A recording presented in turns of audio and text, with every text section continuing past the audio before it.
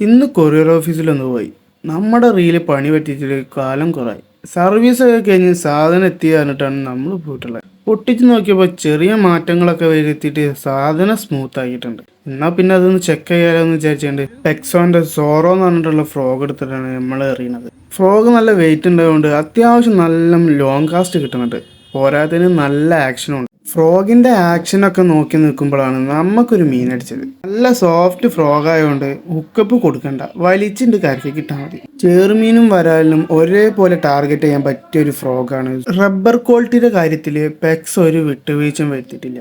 അടിപൊളിയാണ്. Phishing video ഒക്കെ ഇഷ്ടമാണെങ്കിൽ നമ്മളെ ചാനലൊന്നും മറക്കാതെ ഒന്ന് ഫോളോ ചെയ്തത്. കിട്ടിയ കണ്ണന്റെ ഫോട്ടോഷൂട്ടൊക്കെ കഴിഞ്ഞപ്പോഴാണ് ഒരാൾ എയർ എടുത്തു പോണത്. മിനിമം 1 kg പ്ലസ് ഉള്ള ഒരു സൈസ് വരാല്. മീനെ കണ്ട വെപ്രാളത്തിൽ ഫ്രോഗ് എടുത്തൊരു കാസ്റ്റ് ചെയ്തത്. ചുറ്റുഭാഗത്തുള്ള ഓലൊന്നും നമ്മൾ ശ്രദ്ധിച്ചില്ല.